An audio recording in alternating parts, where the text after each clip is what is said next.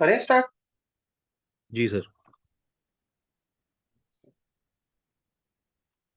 सी ये वाला जो क्वेश्चन है, this question was the PYQ. I guess in year 2021 और 2020 में ही था ये। It's something like this. See whenever you see a question like this, see numeracy को थोड़ा सा और डिटेल में हम लोग डिस्कस करेंगे conceptually, but now as you discussing this paper, तो I just want to tell you the approach. See whenever you see, so जो इसको कोई भी चीज को डिवाइड करना होता है ना किसी भी चीज से, like this is numerator upon denominator. So whenever you have to find the denominator, just break this denominator into factors. So this 100 क्या होता है? 100 होता है basically 5 into 5 into 4, 25 into 4। Okay, अब सी इसको ऐसा लिख दो, 85 इंटू जो भी लिखा हुआ है into 95 into 96 upon 5 into 5 into 4। ये 5 इससे कट जाएगा 85 से। Don't have to calculate, but ये वाला 5 भी इस पे किसी ना किसी पे आ रहा होगा। 24 into 5 is 95, something like this. Okay, और फिर ये 96 4 से कट जाएगा। ठीक है, 96 into 4, 24 into 4 is 96, ऐसे करके। तो ये जब नीचे का डिनोमिनेटर गायब हो गया, that means your reminder is zero. When if अगर इसके फैक्टर्स गायब ही हो गए पूरे, that means your reminder is zero, something like this. इसको बस काटना है, you don't have to calculate कि कितने पे कटा क्या कटा। इसके बस फैक्टर्स बनाने हैं डिनोमिनेटर के, और न्यूमिनेटर से काट देने हैं। This is the approach to solve this reminder type question. इसको और डिटेल में हम लोग मतलब आगे एक सेशन में पूरा न्यूमेरिकल के, I will take some 2-3 sessions. I will try to take as many as possible in my capacity, जितना टाइम मिलेगा। But numeracy is something that I want to teach and tell you. But ये बहुत easy questions होते हैं if you have conceptual clarity. ये मतलब जल्दी भी हो जाएंगे और इजी भी रहते हैं बहुत ज्यादा। इनको मस्ट अटेम्प्ट वाले क्वेश्चन चाहिए। ठीक है, सिमिलरली अगला है ये यूनिट डिजिट निकालनी है, ये एक अलग कॉन्सेप्ट है। आई एम टेलिंग यू ना, न्यूमरेसी के वो एक सिमिलर माइक्रो टॉपिक से क्वेश्चन पूछ रहा है। रिमाइंडर एक टॉपिक है उसका, एलसीएम एक टॉपिक है, डिविजिबिलिटी एक टॉपिक है, यूनिट डिजिट एक टॉपिक है। हर टॉपिक से वो क्वेश्चन पूछ रहा है, एक एक दो दो तीन तीन क्वेश्चन पूछ रहा है। लाइक पूरा एक टॉपिक, टाइम एंड वर्क एक पूरा बड़ा सा टॉपिक जितना इंपॉर्टेंट है, न्यूमरेसी का एक एक माइक्रो टॉपिक उतना इंपॉर्टेंट है। So this is something that you will note from this paper. अगर फिर आपको लगेगा कि ये 23 के पेपर में ऐसा हुआ था, तो go home and look at 22 paper, 2021 paper. Numeracy का पैटर्न आपको दिखेगा हर साल। इस साल बहुत ज्यादा थे, बट हर साल क्वेश्चन आते हैं न्यूमरेसी से, इन्हीं लाइंस पे आते हैं, सेम टॉपिक से आते हैं। इस साल ज्यादा क्वेश्चन थे, हर साल थोड़े कम होते हैं। पर numeracy is the real monster in CSAT exam. इसको बहुत अच्छे से करना है, please. I am repeating it again and again. Okay, now this unit digit. Unit digit, if you know the concept, तो इसमें ये पूरा आगे का जो भी है ना, इसको भूल जाओ। Just look at this 2 to the power of जो भी ये पूछा हुआ है इन्होंने। Now what you have to do, you have to find, मतलब साइक्लिसिटी का कॉन्सेप्ट अगर आपको पता हो तो we can deal with this like conceptual things in a, like जिसको अभी नहीं पता है, don't get overwhelmed with this concept. मैं न्यूमरेसी के तो मैं like I will make sure कि न्यूमरेसी के तो मैं सेशन ले लेके आपको सारे कंसेप्चुअल क्लैरिटी, तो I will take some 1 or 2 sessions and I will give you some conceptual clarity regarding numeracy at least. This is what I am committing. इसके ऊपर का मैं कमिट नहीं कर सकता क्योंकि I have possibility of time and all. But बाकी सबके लिए रिसोर्सेज मैं शेयर कर दूंगा। पर न्यूमरेसी के सेशंस तो मैं लूंगा ग्रुप पे और भी ज्यादा, क्योंकि वो कंसेप्चुअल क्लैरिटी बहुत ज्यादा जरूरी है सीसैट के लिए। I can promise. बट जिसको ये कॉन्सेप्ट पता है उसको मैं समझा रहा हूँ एक बार अप्रोच कैसे करना था। लाइक जस्ट फाइंड द जो 2 3 इनकी साइकिल होती है 4 की।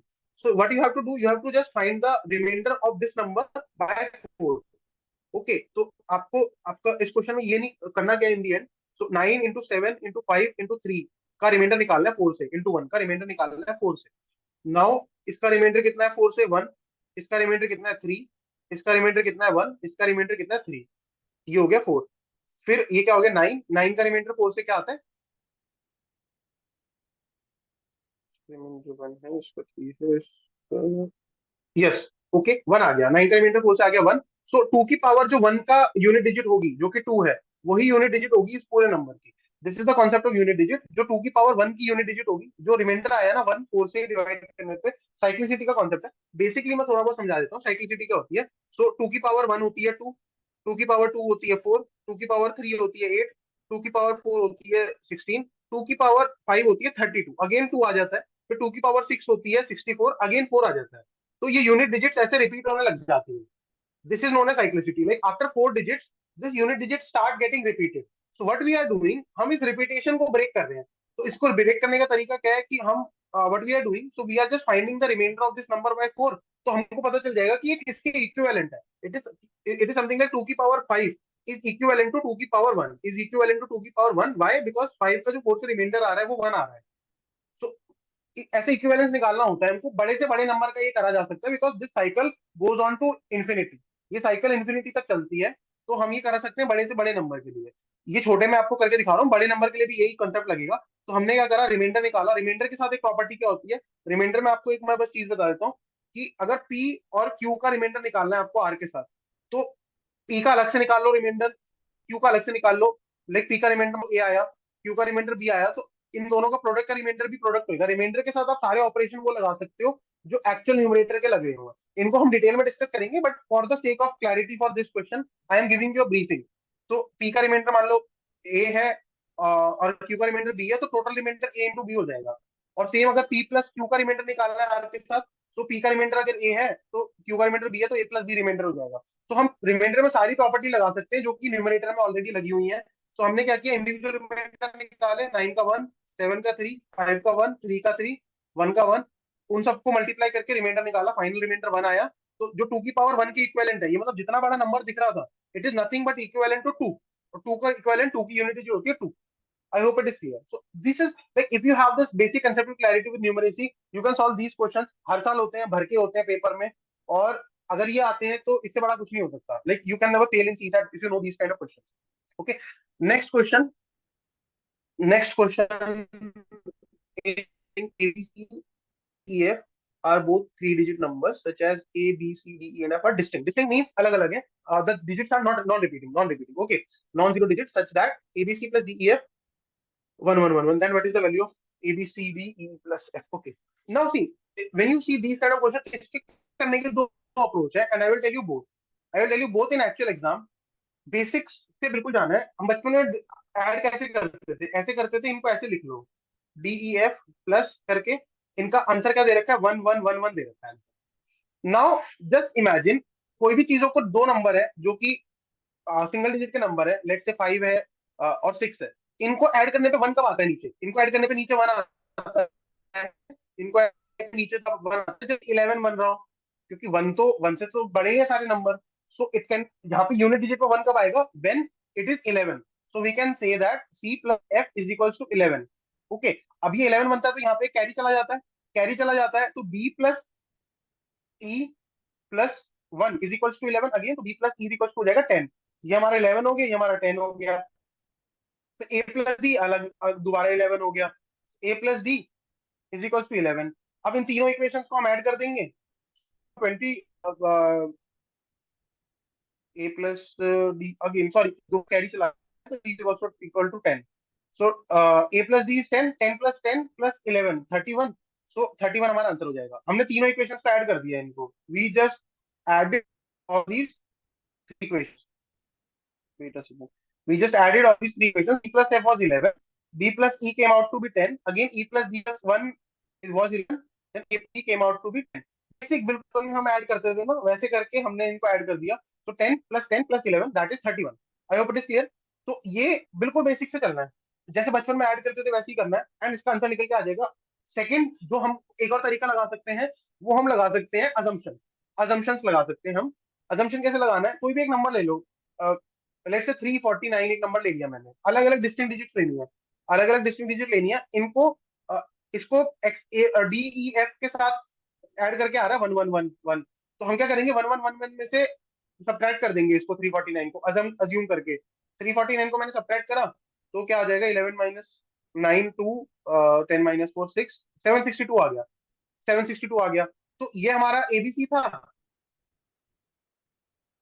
EF आगे हमारा 762। अब इनको ऐड तो वही आंसर 31 आएगा, लाइक 7 प्लस 6, 7 प्लस 6 13 प्लस 15 हो गया, और ये 9 प्लस 4 13 प्लस 3 16 हो गया, 16 प्लस 15 31 आ गया। सेम अजम्पशन से भी हम सेम आंसर पे पहुंच गए। Like you can reach the same answer by the art of assumption, और you can go by this basics जो हमने बिल्कुल बचपन में तरीका सीखा होता है ना मैथ्स करने का। So you can find these answers by that also, but all this requires a good piece of mind, और बहुत काम ब्रेन के साथ ये क्वेश्चन हो सकता है। Now, this question, D is a three-digit number such that the ratio of the number to the sum of its digits. Let's say D three-digit का number है, तो ले लिया D को XYZ मान लेता हूँ मैं. What is the difference between the digit at the hundreds place and the digit at the unit place of D? Okay, what is the sum of the digit? So x y z को, इसका जो ratio है x plus y plus z का, ये ratio निकला है। What is the difference between the digit at 100 place, मतलब और यूनिट प्लेस। एक्स और जेड के बीच का डिफरेंस बताना है आपको। एक्स और जेड के बीच का डिफरेंस बताना है हमको इस तरीके से, ये question. Now this is a tough question, conceptually it is also tough, conceptually it is very tough question, time taking wise it's also very tough question. And इसको अगर हमको आसान तरीके से करना है तो you have to get the knowledge of calculus. हमने क्या किया, ये एक नंबर लिया, इसको फिर मिनिमाइज करना, मैक्सिमाइज करना कैलकुलस के थ्रू, अगर किसी को आता है तो that is a different thing. But अगर if you don't know, so you have to go by assumption. If you go by assumption, so आपको क्या करना है, डी एक 3 डिजिट का नंबर है जिसका रेशियो, रेशियो को लीस्ट करना है। देखो रेशियो लीस्ट कब होता है, लीस्ट कब होता है, जब ये डिनोमिनेटर होता है ना, डिनोमिनेटर सबसे बड़ा हो जाए, इसको मैक्सिमम कर दूं मैं, और ऊपर वाले को मैं मिनिमम कर दूं, ऊपर वाले को मैं मिनिमम कर दूं, मिनिमम कर दूं। Okay, so minimum 3 digit number क्या होता है, 111 अगर नॉन जीरो डिजिट है तो, और 100 अगर जीरो डिजिट है तो। सो ये होता है मिनिमम नंबर। बट अगर ये मिनिमम हो जाएगा तो जो हमारा जो सम ऑफ डिजिट है वो भी, वो मैक्सिमम नहीं हो रहा, वो 3 हो रहा है। तो मैं क्या करूंगा, मैं इसको इसको तो 1 ही रहने दूंगा, इनको इनमें खेलने की कोशिश करूंगा। तो what I can go, like I can go for 199 and I can check it by 19। Okay, something like this. इन दोनों का जो सम ऑफ इट डिजिट्स है, 9 प्लस 9 18 एंड 19। और आई कैन चेक फॉर 189, और I can check for this 9 8 17 18। I will check this ratio, हमें मेरे को उसको निकाल निकाल के देखना पड़ेगा। तो आई गेस ये वाले केस में ही मिनिमम आता है, तो 9 माइनस 1 8 हो जाएगा answer. But this was a tough question, इसको नहीं अटेम्प्ट करना है पेपर में, असली पेपर में ऐसे कुछ दिखे, क्योंकि this is a new question, first of all this is a new question. UPSC ने कभी पहले इस टाइप का क्वेश्चन पूछा नहीं है। This was a new question, नया क्वेश्चन तो हमको करना ही नहीं है। देखो मैथ्स के साथ ना एक सीधी चीज होती है which we known as familiarity. Familiarity, familiarity का क्या मतलब है, जो आपने पहले देख रखा है, जो चीज that you have seen earlier, you can do it easily in the exam if you are familiar with that thing. If you are not familiar with that thing, you cannot do experiments in exam.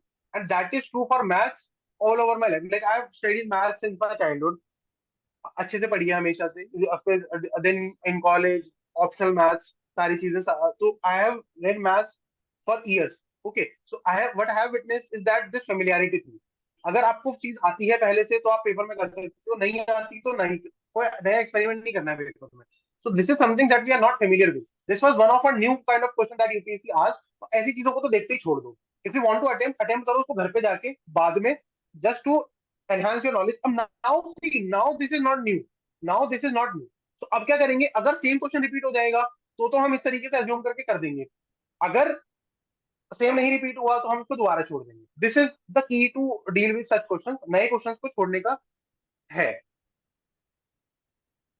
Okay, now this again passage, passage ये आ गया है। Okay, see this is something, ठीक है। Three of the five positive integers p, q, r, s, t are even. Two of them are odd, not necessarily in order. Okay, uh, something like this. See, this was, I would say, moderately tough question. Why? ये word होता है definitely. This definitely means if you will find one counter example, अगर आपने एक भी counter example इसको ढूंढ दिया, एक भी काउंटर एग्जांपल आपने इसको ढूंढ दिया, ठीक है, तो आपकी स्टेटमेंट गलत हो जाएगी। बट इसको सही प्रूव करने के लिए आपको सारे पॉसिबल केसेस लेने पड़ेंगे, तो टफ हो जाता है ऐसे ही।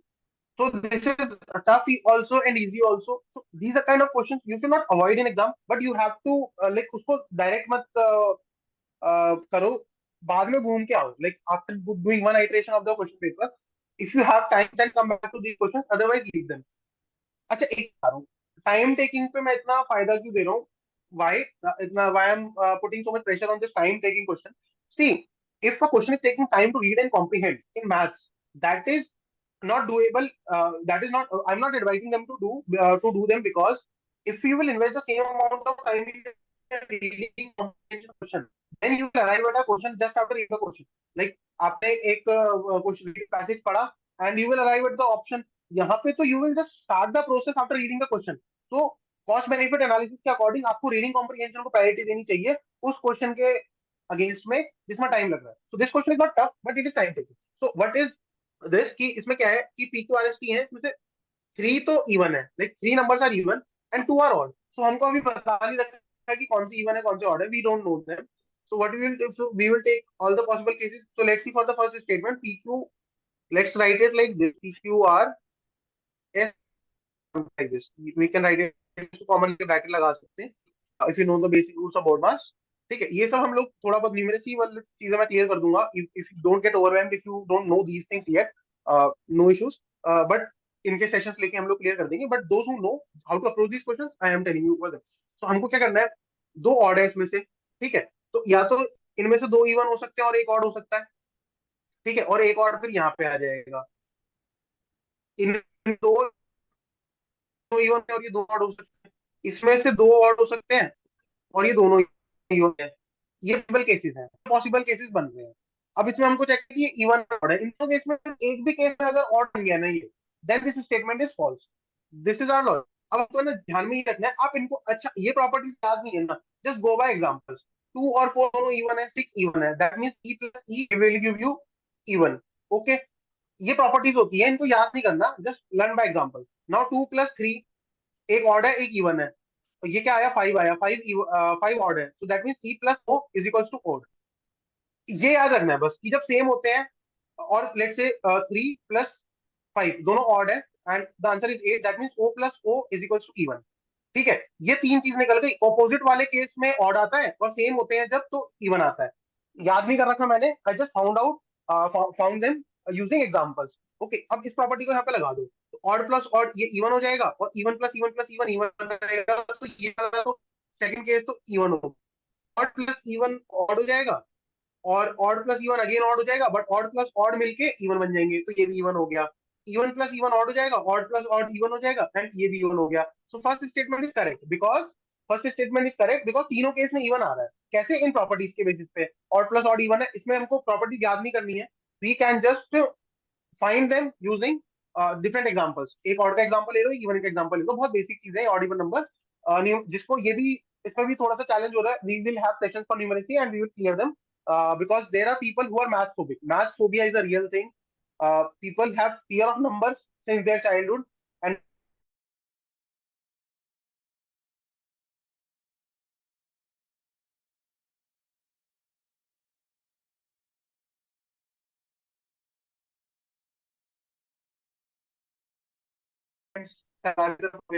but I will try to remove this math phobia by taking these basic numeracy sessions. हम इस तरीके से नंबर्स को पढ़ेंगे, इस तरीके से नंबर्स को पढ़ेंगे कि वो सारे डाउट्स क्लियर हो जाएंगे. Don't worry.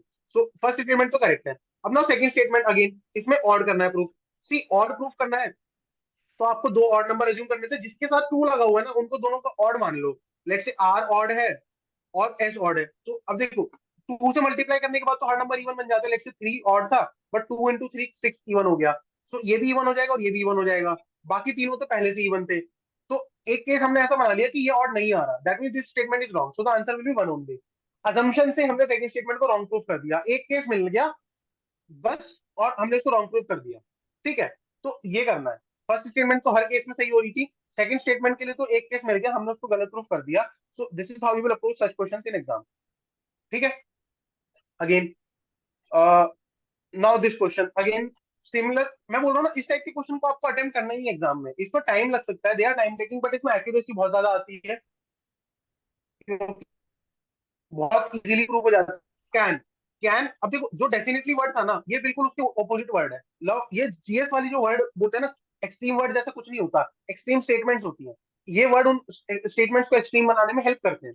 Now what happens कि अब कैन का क्या मतलब है कि एक भी केस में अगर ये सही हो गया, लाइक अगर एक भी नंबर अगर आपने ऐसा अज्यूम कर दिया, एक भी नंबर आपने ऐसा अज्यूम कर दिया, like if you are able to assume any number that proves it right, then you are done.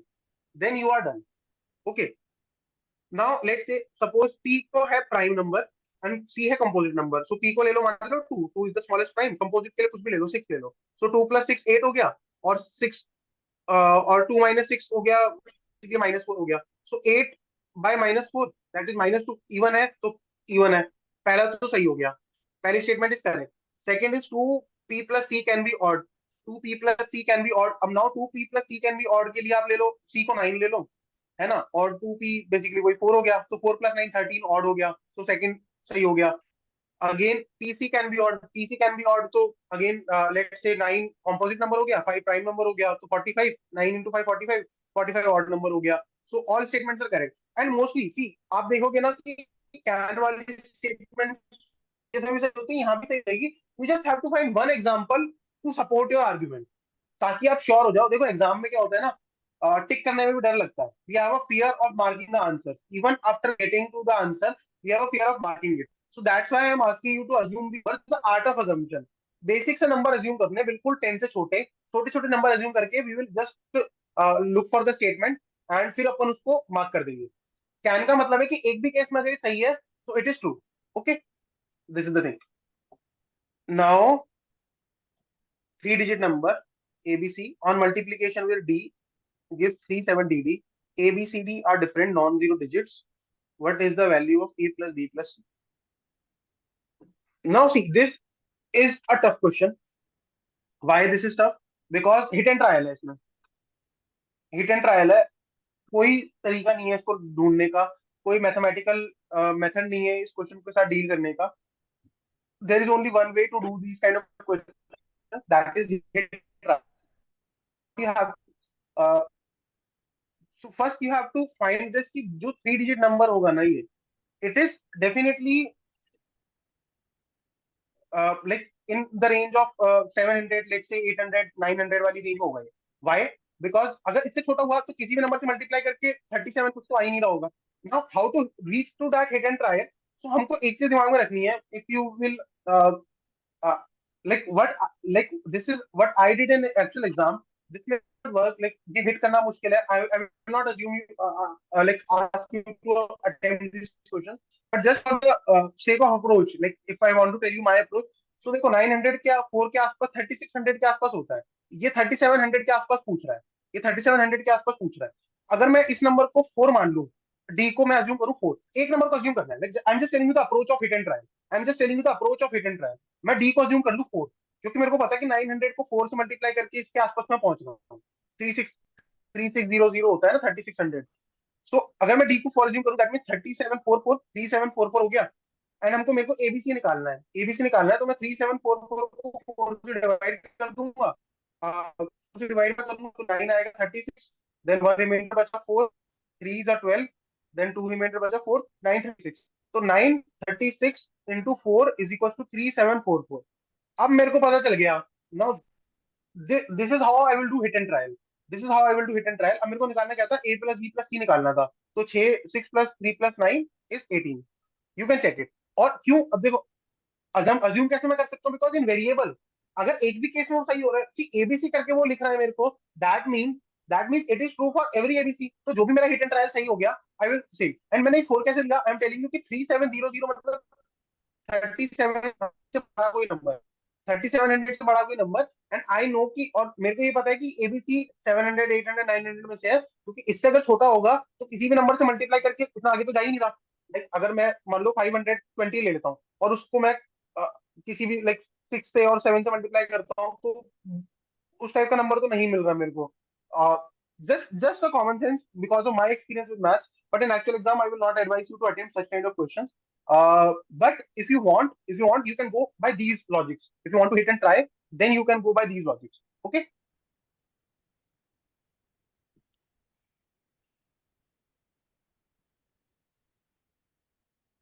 Now see, ये अगेन सी आप ये देखो, ये सारे क्वेश्चन अभी तक बेसिक न्यूमेरेसी के चल रहे हैं। Like we are reaching 1/4 of the question paper and all these questions are from basic numeracy. अभी तक कोई परम्यूटेशन कॉम्बिनेशन नहीं है बहुत ज्यादा। ठीक है, तो यू कैन इतना, मतलब like I hope this evidence is enough, और आगे ज्यादा ही है, but I hope this evidence is enough कि the work of these chapters of English. Okay. Now this question is again inspired from PYQ. Again inspired from PYQ. XYZ XYZ. इसको करने के देखो बहुत तरीके हैं। First of all, XYZ का मतलब क्या होता है? देखो XYZ into 1001 को जब मैं मल्टीप्लाई करता हूँ ना, ये XYZ into 1001, अगर मैं इसको करता हूँ ना तो ये एक्स वाई जेड ऐसे करके फिर 0 0 0 0 फिर एक्स वाई जेड ऐसे करके ये नंबर आ जाता है इंटू 1001। अब 1001 is nothing but 7 into 11 into 13। ठीक है, तो ये तीनों से डिविजिबल है। एक तरीका तो है जिसको पता है, those who know this concept go should mark this question direct because it was inspired from why I make it easily in front of you because PYQ and sequence आपको जल्दी है, you just don't have to do it quickly, you have to do it fastly so that you have time for other questions. अगर नहीं PYQ नहीं देखते तो how can you very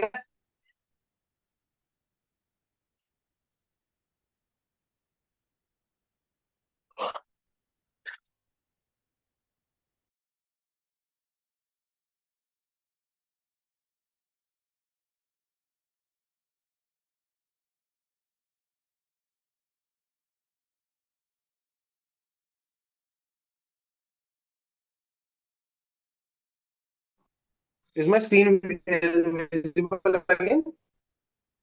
Yes, sir. Okay.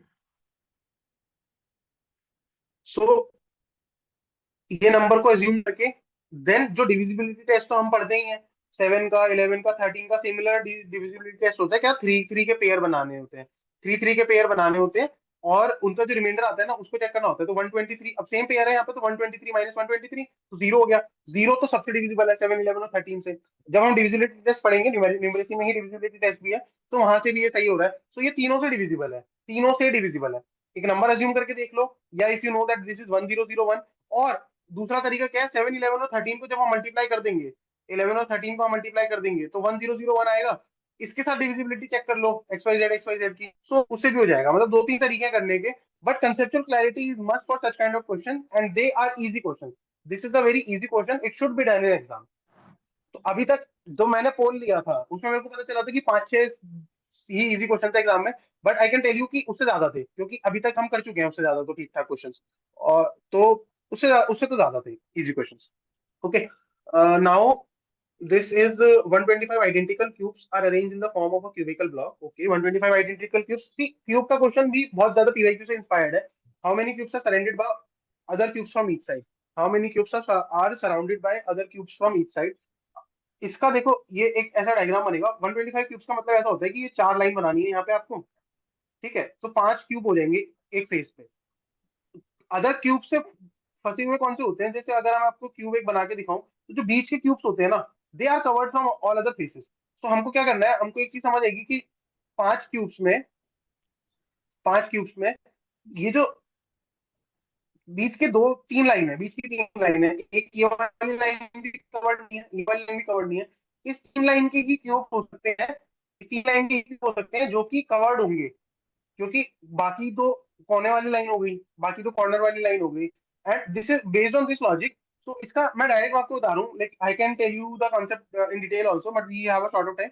सो जो भी है n-2 का cube कर दो, then you will find the answer directly. So 3 का क्यूब इज 27, इसका आंसर डायरेक्टली निकल जाता है। But I am giving the logic. तो लॉजिक क्या रहता है कि जो दो लाइन होती है ना, कोने कोने वाली, लाइक अगर 5 का क्यूब है तो it is something like this 3 4। Okay, 4। तो ये वाली जो लाइन है और ये वाली लाइन है, इट इज नॉट कवर्ड। इस लाइन का तो कोई भी क्यूब कवर्ड नहीं है, only these 3 lines. In 3 lines के अंदर जो एक छोटा क्यूब बन रहा होगा, जो छोटा सा क्यूब बन रहा होगा 3 क्रॉस 3 का, वही क्यूब कवर्ड होगा हर तरफ से। लाइक एक क्यूब के अंदर एक और क्यूब, लाइक सपोज एक क्यूब है, इसके अंदर जो छोटा क्यूब है ना 3 क्रॉस 3 का, 3 क्रॉस 3 का, this cube is covered from all sides. तो इसके लिए लॉजिक ये रहता है कि n-2 का जो क्यूब रहता है, उस वो जो अंदर एक छोटा क्यूब बनता है, n-2 क्यूब किया कि जो साइड साइड से हमने दोनों साइड से माइनस कर दिया उसको, तो जो छोटा क्यूब बनता है that is covered from all sides.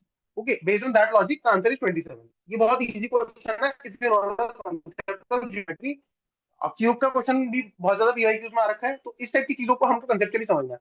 ये एक और चीज है जिसको बट मतलब बहुत ज्यादा इस पे फोकस नहीं करना है। आएगा तो एक क्वेश्चन आएगा, दिस इज नॉट समथिंग कि हमको बहुत ज्यादा डिटेल में पढ़ना है। एक क्वेश्चन आता है क्यूब का, इमेजिन करके भी हो सकता है, जैसे जो मैंने अभी इस तरीके से बताया, काउंट करके भी हो सकता है। लाइक अगर आप इसको थोड़ा टाइम दोगे तो यू कैन काउंट ऑल्सो, कि लेयर वाइज लेयर। अच्छा, काउंट कैसे करोगे, लेयर वाइज करोगे कि कौन सी लेयर में कितने क्यूब हिडन है, हिडन क्यूब्स निकालने हैं आपको जो कवर्ड नहीं है, कवर्ड है हर तरफ से। ओके, तो वो हम काउंट करके भी कर सकते हैं। दिस इज योर होमवर्क, इसको एक बार घर पे काउंट करके देखना सिमेट्री के थ्रू। क्यूब 3D का क्यूब गूगल इमेज पे खोल के एंड देन काउंट करना। नॉट बाय ड्राइंग, अगर ड्राइंग अच्छी है तो ड्रॉ भी कर सकते हो, but I want you to count it from a cube image, and this counting practice will help you in actual exam, that you have to do using common sense only. This is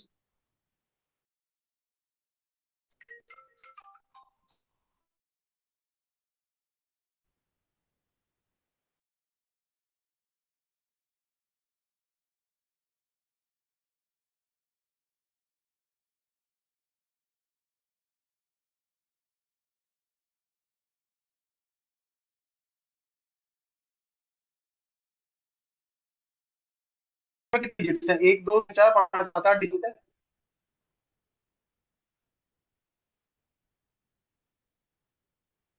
screen तो share होगी, सो 8 digits है,